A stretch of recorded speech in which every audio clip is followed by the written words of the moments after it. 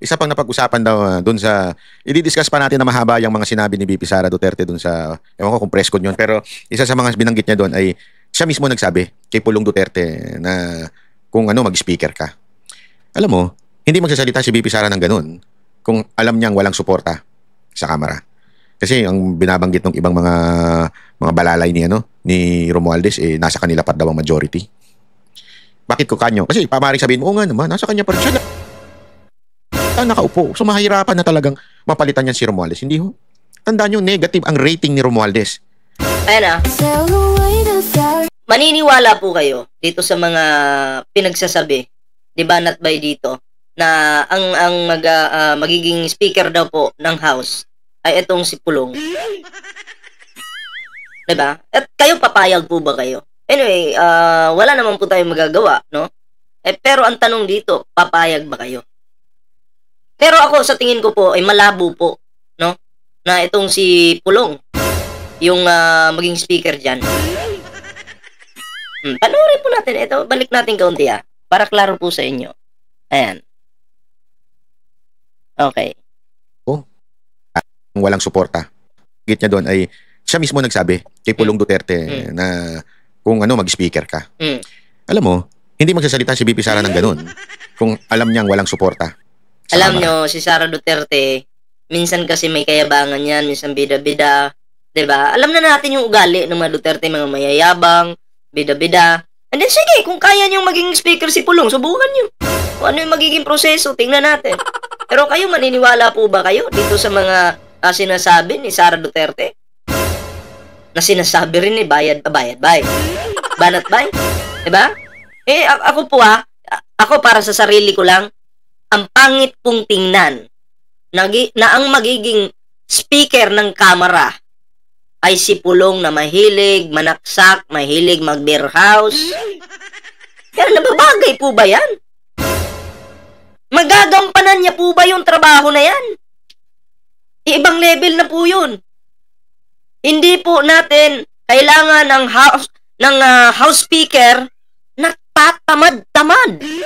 Hindi po natin kailangan ng house speaker na mahilig tumungga ng alak sa panahon ng trabaho. Hindi rin po natin kailangan ng house speaker na mahilig mamukpok. Ano pong ibig kong sabihin? Mahilig sa babae. Diba? Hindi po natin kailangan yung ganun. Ang kailangan po natin, yung matino naman po. Katulad ni Speaker Martin Romualdez, hindi naman po yan, mahilig sa pukpok. Hindi naman po yan naglalasing-lasing kung saan-saan. Siguro kung gagawin nila yung mga ganung bagay, in private na lang. Diba? Or sa bahay, pwede yun Pero yung maglalabas-labas ka, mag-ano ka ng babae, o order ka ng babae, sabi ni Ninyo Barsaga, umu-order daw K.O. Pwede na pala yun, orderin. Diba? Ibang klase, men. Grabe. Pero ang tanong po dito, payag po ba kayo na si Pulong Duterte ang maging house speaker? Nagkaletse-letse na kung ganun. At hindi naman daw po magsasalita itong si Sara Duterte kung hindi sila malakas dyan sa Kongreso. Kung walang suporta. Kayo po ba anyway, ito sa pagkakaalam ko, lang to mind conditioning lang din to. Diba? Tinitingnan siguro nila kung ano yung reaksyon ng mga tao. Kung marami bang papabor o wala. Kasi kung maraming papabor, ipupush nila to Diba? Ipupush nila to. Paano pag walang pumabor? Wala. Change plan na naman. So, ito po yung bibigyan natin ng reaction ngayon, mga pre. Pero syempre, bago po tayo magtuloy-tuloy sa ating reaction, kung bago pa lang po dito sa ating YouTube channel, huwag kalimutang mag-like, share, and subscribe para naman po maging updated kayo sa lahat ng mga uploads natin. Syempre, may Facebook page po tayo, huwag kalimutang i-follow, Ballpoint Man 2.0. Okay, at eto na, mga pre. Unahin po muna natin itong bigyan na reaksyon. Panoorin niyo po yung sasabihin ng kutong lupa na to. Itong si Maui. Panoorin nyo. Pakinggan nyo. Tapos doon naman si Ngiwi naman kung makasulyap-sulyap kay VP Sara ay talaga namang kinikilig-kilig pa ang inanitan. Akala mo naman, di ba, nagmumurang kamyas ang Ngiwi. So, akala mo na ipapatulan ni VP Sara. Ngiwi. Sa tingin mo, si PBBM, papatol kay Sara Duterte? Ha? Ginagawa nyo ng issue. Ginagawa nyo ng issue ang Pangulo. Diba? Bakit nyo ginagawa yan sa Pangulo? Bakit ang laki ng galit nyo kay Pangulong Bongbong Marcos? Bakit? Ayun yung tanong. Tapos gagawin nyo ng issue na si PBBM issue nakatingin kay Sara, kinikilig. Diba? Kwento nyo lang yan eh. Oh. Yun yung pinapakain nyo sa mga viewers ninyong mga tanga. Diba? Yun eh. Minsan, ang ginagawa nyo pa, ini-edit nyo pa yung mga video, ini-slow mo nyo pa. Tama po ba yun? Ha? Lahat na lang ng paninira, ginagawa nyo sa administrasyon. Alam mo, ikaw mawi, kutong lupa ka. Ang gawin mo, bayaran mo yung mga hinuthot mong pera sa mga OFW. Yung panahon na nagrarally-rally kayo dyan sa EDSA, ang dami mong hinuthot na perang kutong lupa ka. Ha? Nuno sa punsukang animal ka. Ha? Tarantado ka. Kaya kung ako sa'yo, ayusin mo yan. Marami nang nagre-reklamo sa'yo, binudol mo pukin ng ina mo ka. Ha? Animal kang bakla kang baho ng kilikili mo. Ha? Kaya pala nagtsatsaga ka doon. Dahil marami kang nauuto ng mga OFW, sinasabi mo, padalhan mo po kami ng pera. Nandito yung GCash ko. Pwede nyo ipadala. Nandito yung bank account ko. Oo, kasi maraming magrarally ngayon. Maraming magrarally ngayon. Magsasama-sama kami doon, pambili namin ng tubig at pagkain. Oh. Pambubudol yung ginagawa mo eh. Binubudol mo yung mga supporter ninyong mga tanga din. KO! Diba? Mga tanga. Oh. So ito po, panoorin po natin. Saka pinakauna, ito. Oh, ito, pakinggan po natin. Fast forward lang natin para mabilis ang tanga-tanga to eh. Pangulo regarding po sa kanyang impeachment. I would have to agree with the Vice President, mga kababayan, na mali naman daw na... Ito kunyari lang nagtatanggol-tanggol to kay Sara Duterte. Pero ang target po talaga niyan, pera ng mga OFW. Oh, didikit kay Sara, and then bubudulin yung mga OFW. Okay? Binigyan ko na to ng reaksyon. May nagreklamo na sa kanya. May nagpadala sa kanya ng 10,000. Binulsa lang pala ng hayop na to. Ha? Oo, ingat po kayo mga OFW ha. Alam kong mga DDS kayo pero tanga pa rin kayo. Pero magpasa hanggang ngayon, nagpapakatanga pa rin kayo. Oh. Padala kayo ng pera dito. Ipang chuchu pa lang niya yan. Imbis padala niyo sa pamilya para makatulong kayo. Dito nyo pinadala. Ipang chuchu pa niya lang yan. Ang tanga nyo. KO! Oh. Na boboto agad na huwag siyang i-impeach ang mga senador na hindi pa raw nakikita yung mga ebidensyang inihanda laban sa kanya. Kasi syempre, pinaghandaan po talaga ni Tambaluslos at ni Babaeng Ahas kung paano tanggalin ang pangalawang pangulo sa pwesto. So, kung ikaw naman talagang totoo naman yung mga ebidensya mo. 'Di ba?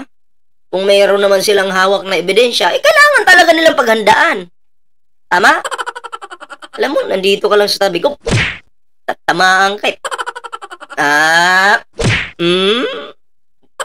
Buang ka?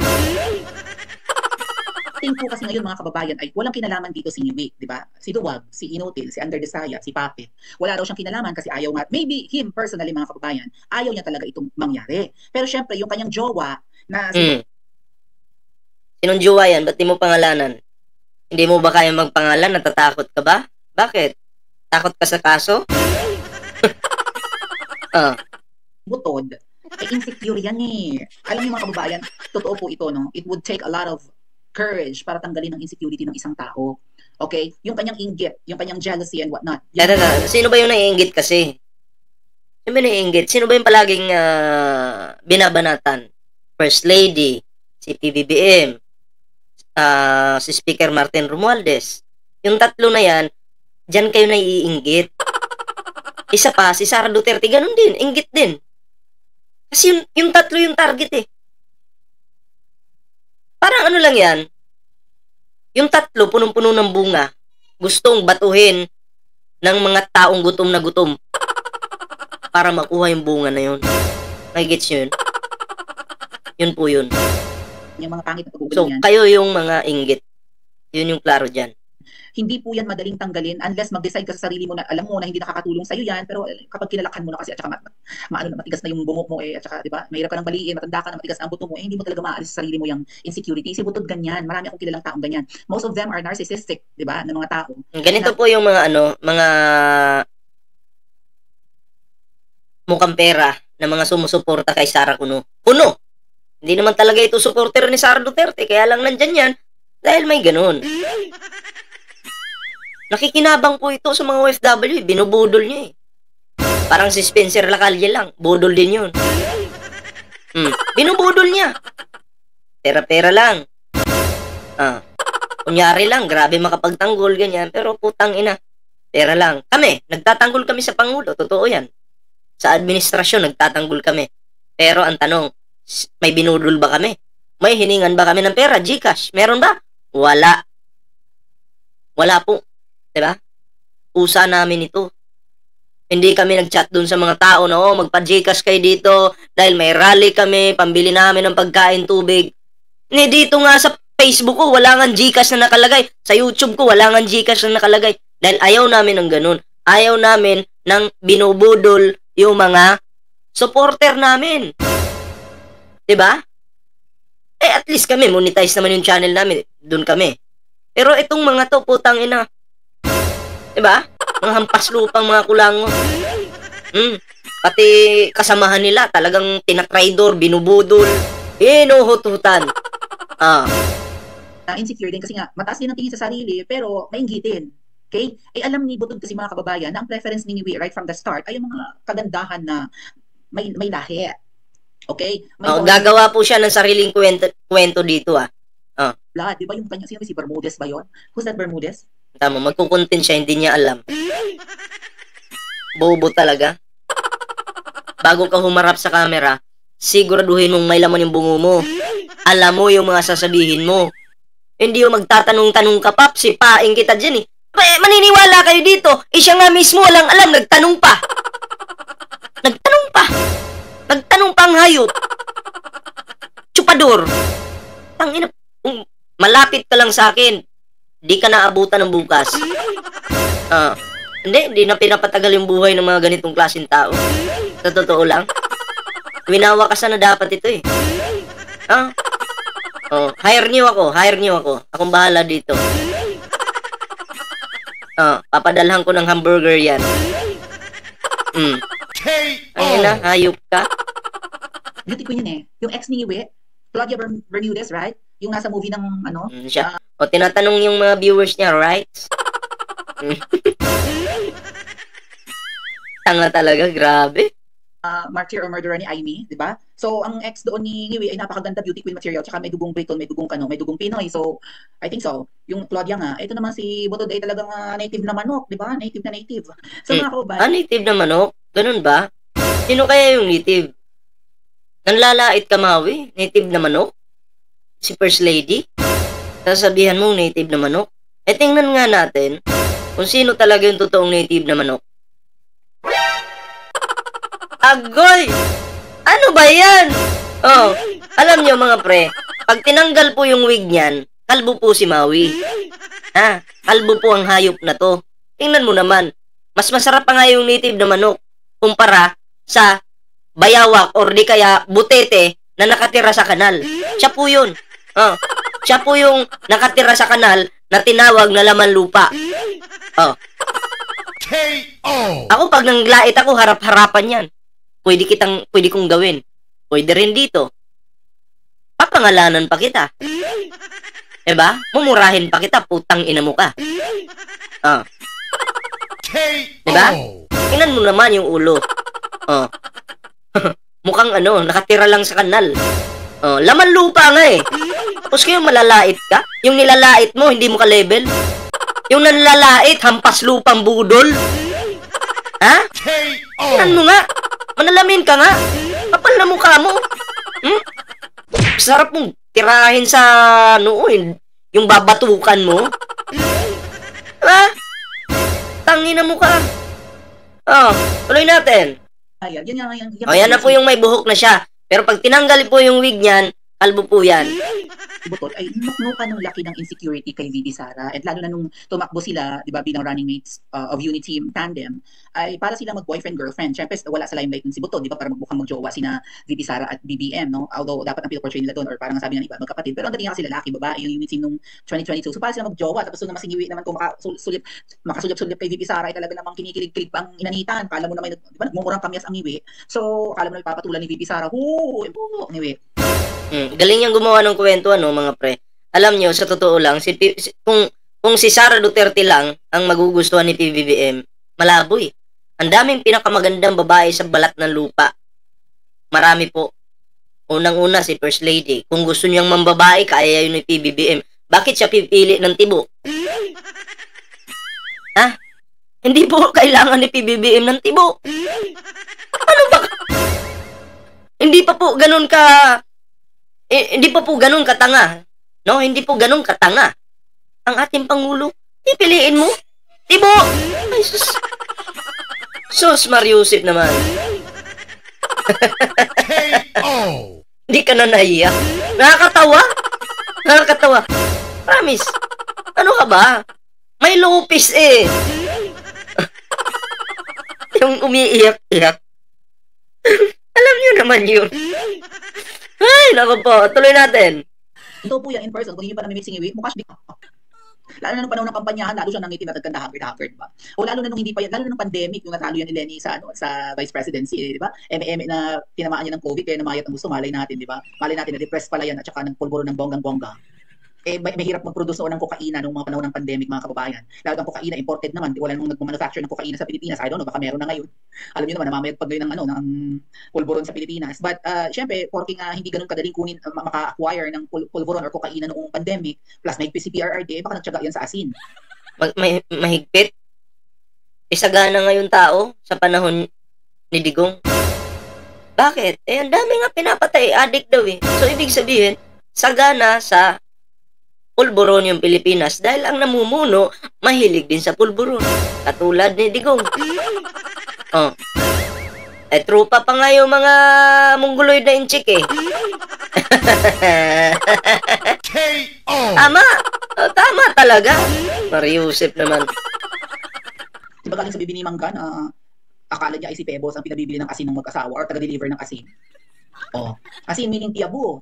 So, ayan lang po yung video mga pre, at yun na nga, no? Grabe tong kalbo na to. Ewan ko ba't may pumapatol dyan. Ayan na, wawarningan ko lang yung mga DDS na OFW. Ingat po kayo, ha? Kayo yung target nitong hayop na to. Bakit? Kasi may video po ako niyan, ang ginawa, okay, may video po ako na may binudol siyang 10,000. Matapos niyang mabudol yung 10,000 ng OFW na ibibili daw ng pagkain para daw sa rally, ano pong ginawa? Pinanlalaki po. Nagpunta sila sa Sogo, doon po nagtsupaan. Nakipagtsupaan po siya. Chupa-chups. Chupa-chups. Ang chinupa ay lollipop. Doon sa Sogo. Lollipop po. Lollipop. Ano bang gagawin sa lollipop kung hindi chuchupain? Diba? Ganun naman gagawin yan sa lollipop. Alam nyo na, diba? Kaya yung 10,000 napunta lang sa lollipop. KO. So, yan lang yung ating video ngayon mga pre. Pero syempre, bago po tayo magtapos sa ating video ngayon, ayan, kung bago ka pa lang dito sa ating YouTube channel, huwag kalimutang mag-like, share, and subscribe para naman po maging updated kayo sa lahat ng mga uploads natin. And syempre mga pre, share nyo lang ang video ito, okay? At syempre sa mga bagong subscriber, maraming salamat po. So yan, bago po tayo magtapos sa ating video ngayon mga pre, panoorin po natin ito.